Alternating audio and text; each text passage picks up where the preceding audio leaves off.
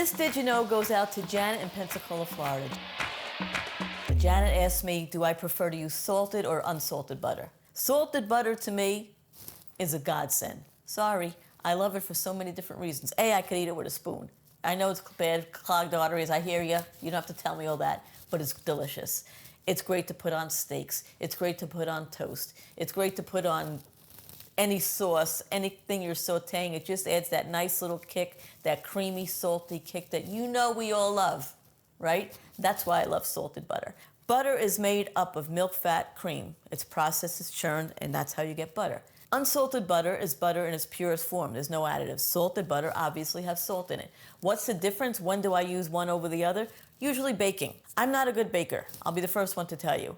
Can I bake? Sure, but I'm not a great baker. I don't want to mess around with my baked products by using salted butter if the recipe calls for unsalted butter. Because baking is, again, very, very scientific, and you don't want to mess with the levels of, if it has salt in it, you don't want to add more salt. It will change the recipe. Is it going to be earth-shattering? The answer is no. Do you want to do it? If you can help it, don't. I'm not going to run to the store and buy unsalted butter, by the way, if I don't have any. I'm going to use the salted butter in my recipe. You just have to negotiate that a little bit. If you don't have unsalted butter and you're baking, think about the salt that you have to put in the recipe, if it calls for salt, and just add a little bit less. But beyond that, there really isn't that great a difference. But if you can, follow the recipe. If you can't, not the end of the world. If there are any Did You Knows that you think I should know, put it down in the comments.